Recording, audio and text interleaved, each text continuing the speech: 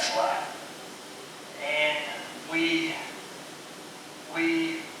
run a lot of times from God, and we don't accept the message that He tries to deliver to us.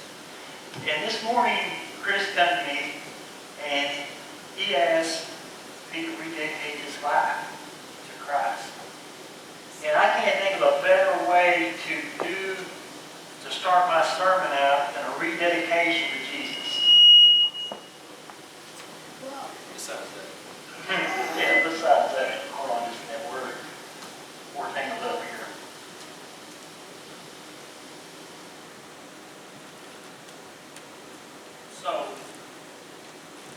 So what I want to do now is I want everybody that's up here to lay your hands on Chris.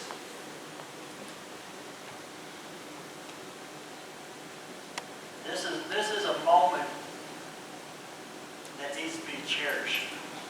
And Chris, you're getting ready to take a big step, because when you come into the kingdom, you're expected to be a kingdom worker.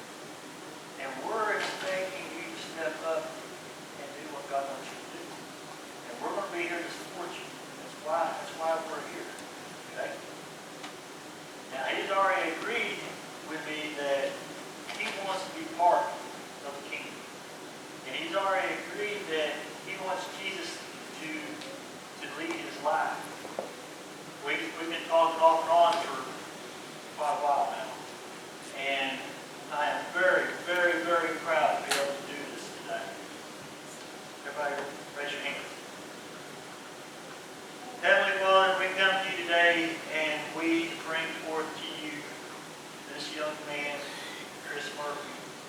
And we ask today that you put your hand on this man and allow him to be a powerful man into your kingdom, Lord.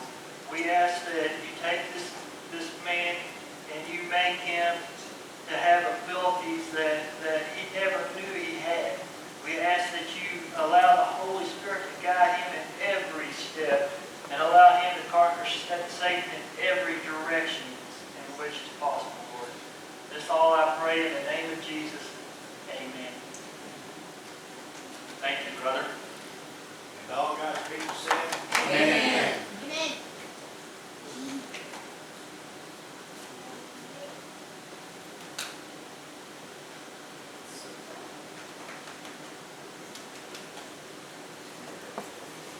And all I can do is tell you is, I told you so. I told you so. You can go now.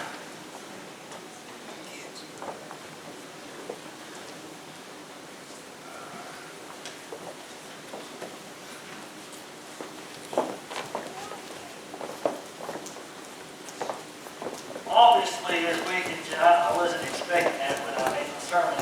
So this just kind of rolls right into the introduction of my sermon.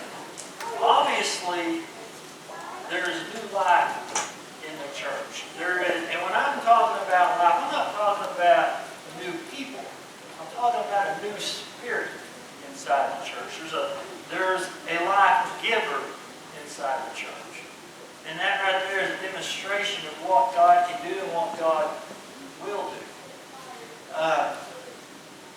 With that in mind, people like that don't come for free. You got to understand, people like that you have to work for. You have to go get.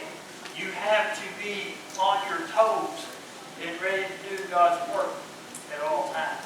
Now, we're going to start off in the book of Acts. Acts chapter 16, 1 through 3. And you'll have to excuse me on the pronunciation of some of these names, because I'm not good at pronunciating names. So just kind of go with me on this. We have touched this before, this scripture. We've looked at it before. But I think we're going to draw something a little bit more out of it today. Acts 16, verses 1 through 3. Paul came to Derbe and then to Lystra, where a disciple named Timothy lived, whose mother was Jewish and a believer, but whose father was a Greek.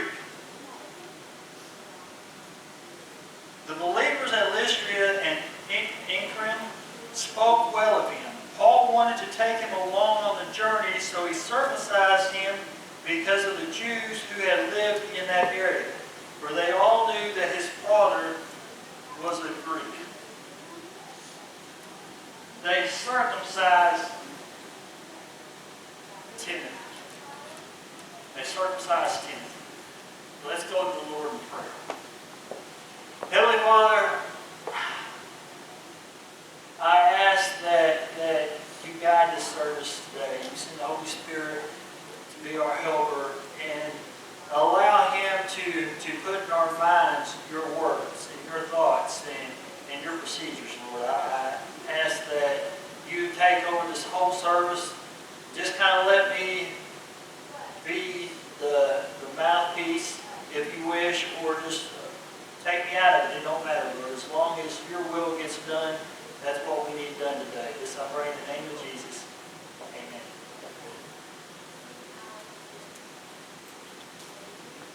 1 Corinthians 7:19 says, circumcision is nothing and uncircumcision is nothing. But keeping God's commands is what counts.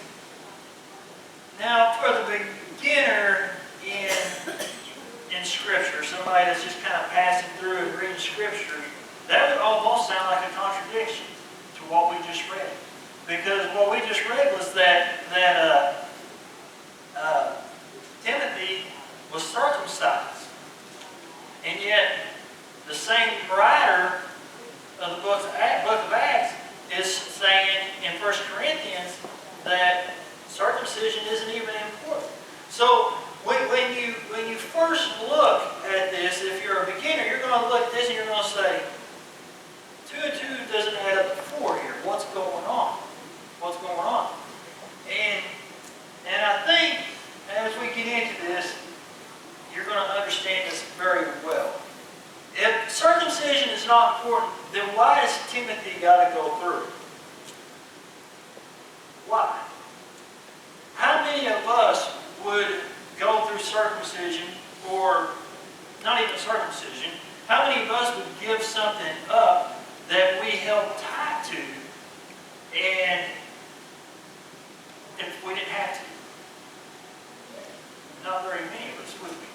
Most of us will cling to the freedom that we have and say, well, I don't have to do that no more, so I'm done. And Timothy had that right. Timothy had that right. Timothy could have said, I don't have to be circumcised anymore, because really that's been fulfilled in Jesus. And Timothy could have said that, but Timothy chose not to. And Paul asked that Timothy be circumcised for a reason. If you read in verse 3, it says, because of the Jews in the area, they knew that his father was a Greek. Now we need to kind of stop this. We've got to talk again about the Jews just for a minute. Now I don't want to get into a whole bunch of detail, but I want to kind of give an overall look at what's going on here. The Jews kind of believe that their faith belonged to them. And they were on this belief that they were the only ones probably going to heaven. We make jokes about, and I don't have anything against the Church of Christ, by the way. And I don't know if these jokes are true or not, but I've heard the jokes, so I'm going to go ahead and say this. We make jokes about the Church of Christ being the only people in heaven a lot of times. And that was kind of the mentality that the Jews had. Salvation was for them and not really for anybody else. And on top of that, the way they obtained salvation in their minds wasn't through Jesus, but in their minds it was by keeping the law and by doing what Moses told them to do. So in their minds, their whole concept was, it is us. It is us. Now, that leads us to something that's quite important for you to understand. If that was true, then you and I wouldn't be here today. Okay? See, the Jewish people, now not all Jews, some Jews accepted Christ as the Messiah. And the Messiah came from the Jewish people anyway. But in the event here of what's happening, the Jewish people had this idea that they were it and nobody else was getting in. Basically. I mean, there's more than that to it. I'm just trying to give you the simple form of it so I can get this across. They thought their customs saved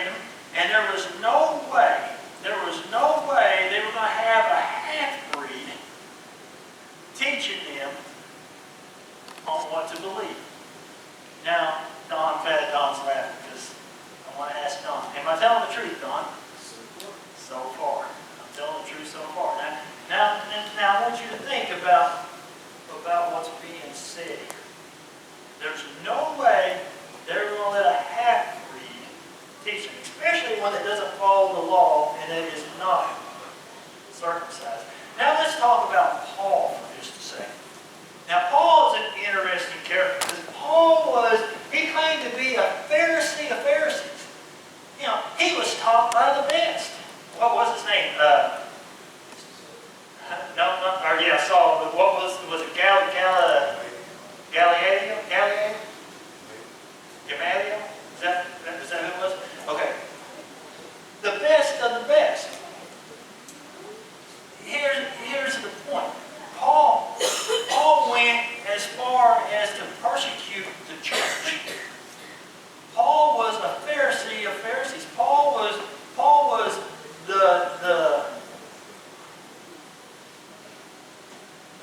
pastor of the year, I guess. I'm trying to think of somebody that's really, really big in the church, but my mind just went blank. But Paul is the guy, right? But the thing about Paul is, Saul had a conversion and changed to Paul. Now, in that conversion, he converted from Judaism over to Christianity, which believes that Christ is the Messiah. Paul, if you remember last week, I talked about how Paul said that he was bound to the gospel with chains.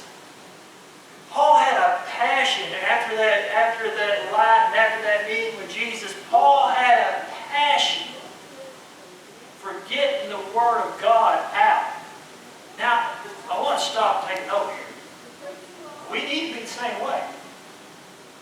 If God has done something for you, if God has cured you from something, drugs, cancer, whatever it might be, we don't need to keep that stuff to ourselves. Paul didn't keep it to himself. We need to go out. We need to tell people what God's done for us. That's part of our job. That's part of our ministry. Just like it was Paul's ministry. He had to go out and he had to tell people what Christ had done. He had a passion for getting the gospel out to the people that needed it.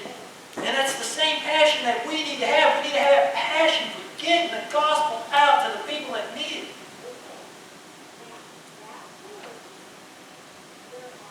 It's clear, after comparing 1 Corinthians and Acts, what the bigger picture is. You take 1 Corinthians and you take Acts, and you put them together, and what you find out, the bigger picture is the acceptance of the Word of God. Now you got to understand, Timothy would not be accepted by the Jewish culture if Timothy had not been circumcised. You also got to understand that Paul realized that. Paul understood that. Timothy would not be, even though circumcision means nothing, uncircumcision means nothing. But to the Jewish people, it meant something. It was something important. Timothy and Paul. Timothy, I don't know which one I'm more excited about, because Timothy's the one that had to go through the pain of it. Paul realized it, but Timothy had to go through the pain of it. So Timothy didn't willing to do it. That's amazing in itself. But Paul realizing, hey, in order for me to reach these people over here, Timothy, if you're going to go with me, you're going to have to be circumcised because your dad's a Greek. It's all about, the bigger picture is all about the acceptance of the message. And that's what Paul was trying to teach us. In that little bitty section there in Acts 16, those 3 verses, that's what Paul is trying to teach us. What matters is who accepts the Word of God, and what matters is us getting there at any means possible. Even if it means, even though we don't have to, even if it means circumcision.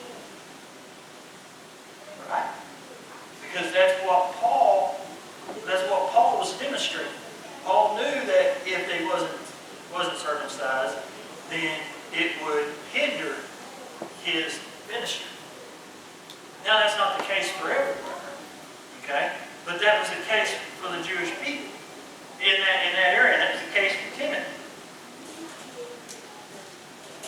1 Corinthians 9:19 says, and I want you to listen to what Paul writes here. Though I am free and belong to no one, I have made myself a slave to everyone. Now, the concept here, and we go back to the chain, and last week where I was talking about Danny and me had a chain on each other, wherever I went, Danny went. We bind ourselves to this person for a reason. For a reason. Our goal here is to be effective witnesses. Witnesses? Yes, thank you. So our goal here is to be effective in our witness. And now listen to what he says. I have made myself a slave to everyone to win as many as possible. Our goal is to win souls to Christ. That's what we do. That's where we're at. We basically what Paul is saying is this. My freedoms tell me that I don't have to worry about doing this, but Gina here, she's struggling with that because she doesn't understand that yet. And I might have to drop to her playing level in order to bring her to Christ. Now the Jewish people, understand this, the Jewish people would sit over here and they would say, that's a Gentile. He ain't coming in my temple. But that's not the approach Paul took. The approach Paul took said, that's a Gentile, and I'm going to bring her to Christ. That was the approach that we need to use. You see the difference between the two. You see how the Jewish people acted and what Paul was trying to do. Okay? To the Jews, I become like a Jew to win the Jews. That's why Timothy was circumcised, because he was trying to win the Jews over. So he became like the Jews. And it goes on and says, to those under the law, I become like one under the law. Though I myself am not under the law, so as to win those who are under the law. Even though I'm not under the law, I'll still do what the law says in order to win the ones that are under the law. The whole process is, what method are you using? What method is he using to bring the people to Christ? That's what we're talking about. The method he's using to bring the people to Christ. Now, you got the people over here that say, we're the only ones going to heaven. And then you got the person over here saying, Paul saying, okay, they're the only ones going to heaven. Well, that's not true. I'm going to go down here where they're at, and I'm going to talk to them on their level, because that's where I'm going to do the most good. Not sitting up here saying, I'm good, everybody else defend for themselves. No. He's saying, I'm going to go down there with them, and I'm going to become part of who they are. That way I can bring them to Christ.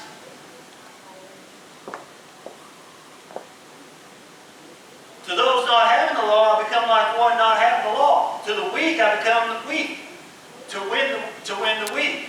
I have become all things to all people, so that by all means I might save some. Again, the rule of thumb is everything we do is to bring people to Christ. Everything we do. We become all things to all people. And I do this for the sake of the gospel, that I may share in its blessings.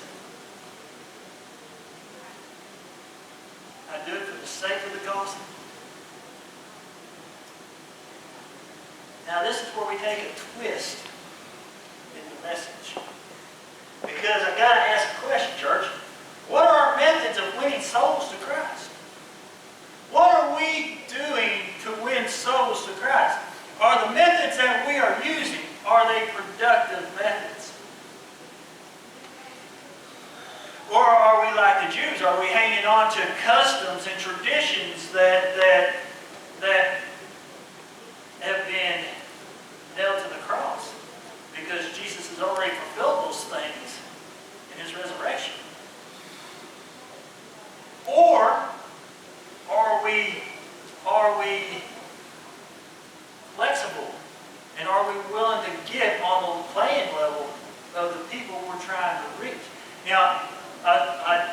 introduction out a little bit off because I've noticed, I'm quite surprised that as churches, we don't do statistics with the congregation. And what I mean by that is, we don't ask the congregation what we can do to improve what we are doing. As a matter of fact, I don't think it just stops at the congregation because the congregation's already here.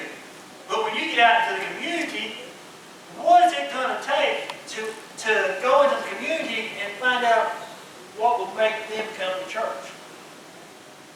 What will it take to go to the community and make them, or find out what will make them stay in church? We had 100 new faces here since I've been here. 100 new faces. Now, we don't have 100 new faces in here, do we? What is it that they want that we can give them within scriptural reasoning? What is it that they want that we can give them to help them feel like they're at home here? And you know, 9 times out of 10, I've talked to a lot of people that's come through these doors, and a lot of them give me the same answer.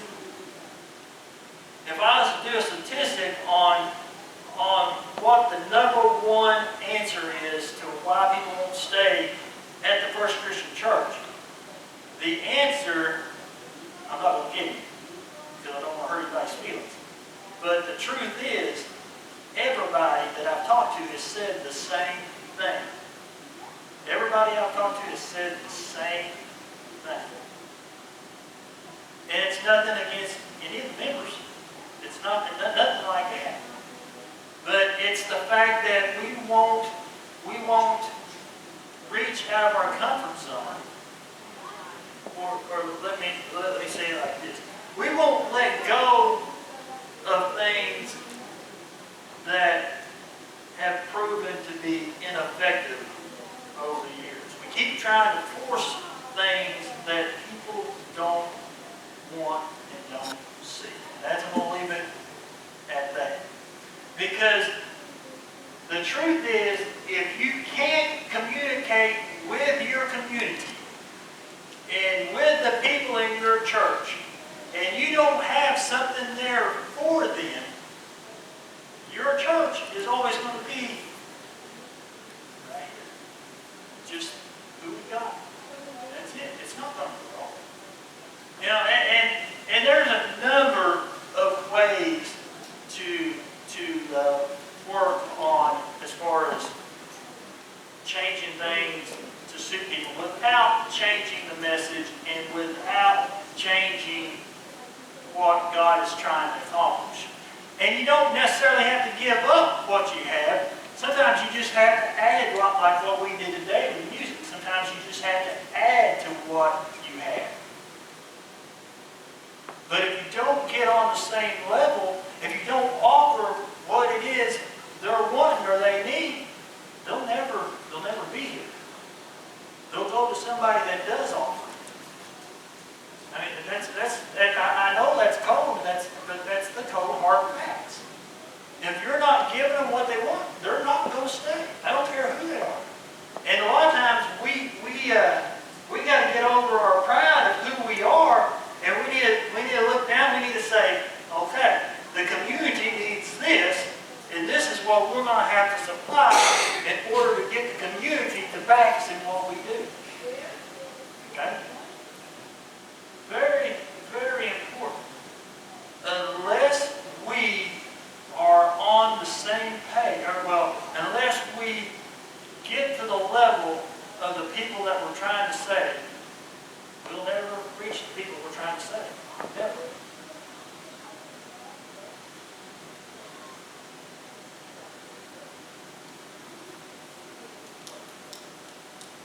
What are we willing to do in order to touch the hearts of those who need Jesus? How far are you willing to go? I know this is kind of out of our territory as far as the day and age we're in, but would you be willing to be circumcised for the person next to you, just so that they can go to Christ? Or to give up a, no, let's not say give up. Would you be willing to add in a special worship service for the kids? Or would somebody be willing to stand up and say, you know what, we have a need for a nursery on Tuesday nights so more people can come on Tuesday nights? Would somebody be willing to stand up and say, I'll take care of that nursery? What are you willing to do? How far are you willing to go to bring people to Christ? And I was talking to Chris yesterday, and I told Chris, he was Sheila Thomas. He'd been talking to Sheila Thomas, trying to get her to come back to church here. And he planted a seed. He asked me, he said, John, have you gone and talked to her? I told him, no, I haven't. And he looked at me, he kind of gave me that shrug, and I said, I've got a list of names on my desk that need to be prayed for before I'll even step foot as far as going out and witnessing to people. When the church bellies up and decides that they're going to pray for me to do this, then I'll go out and do it. But until then, I'm not doing it. And Chris kind of gave me that funny look, and he said, you mean what you're telling me is you expect the church to, how was it you put it, do their part or something? You want us to do our part. Yeah. So we can get out there and get more people in this church. And my response was, that's exactly what I want. Don't send me out somewhere and not pray for me before I go. Don't you dare do that to me. It's hard enough for me to go by myself. Don't you send me out there and not pray for me, okay? And that's the whole point I'm making. Now Chris did his job. He sowed the seed. But now that seed needs prayer. And then we need to go and witness to that seed.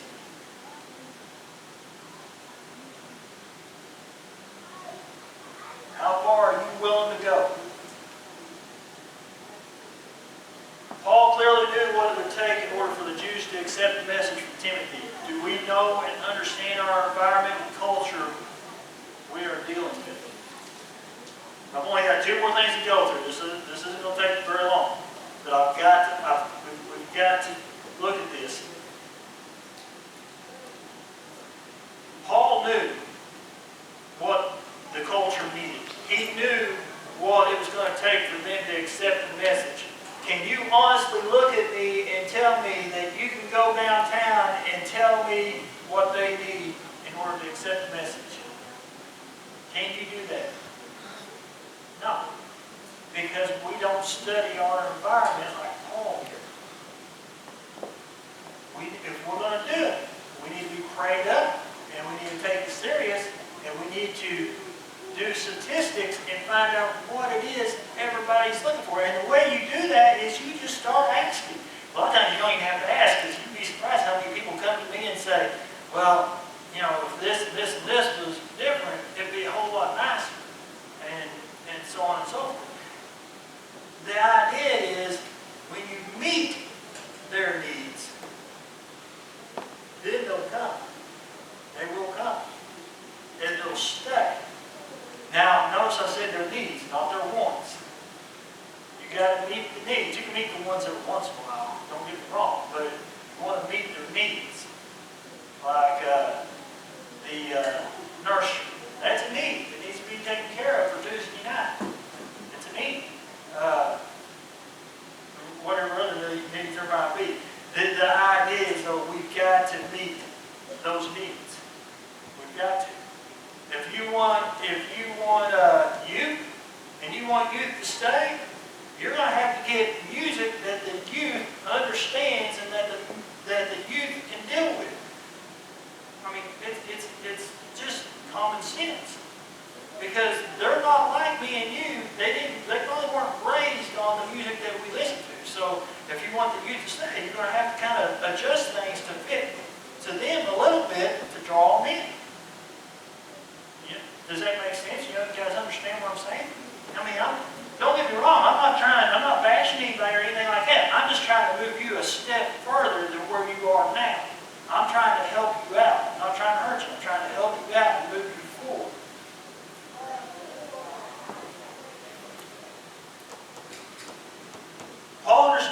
you have to meet the people where they are at. Church, if there's anything we probably fell at the worst, it's meet people where they are at. We have a real hard time with going to the point where we're willing to make ourselves slaves in order for them to be accepted, or in order for them to accept Christ. And that's what it takes. That's what it takes. It takes determination, and it takes people that are on fire for Christ and are willing to make themselves slaves to the gospel and for the sake of the gospel, and are willing to set aside their freedoms and look at different avenues in order to bring and reach those people. And that's what we have to do. That's it. If we do those things, and we reach the people like we should, you'll see growth. You'll see people come to church. You'll see people stay in church. Now, you can't make everybody happy. That's not what happens. You can't make everybody happy. But when you've got 20 people giving you the same answer on something, common sense tells me that, hey, now, there's 20 people that have said the exact same thing. Maybe we ought to check into what that thing is and see if we can fix that problem. You know, you have 5 people that say, I would come on Tuesday night if we had somebody there to take care of the nursery because I have kids and I'm a single parent and I can't do it myself. You know what? That's a need that needs to be met.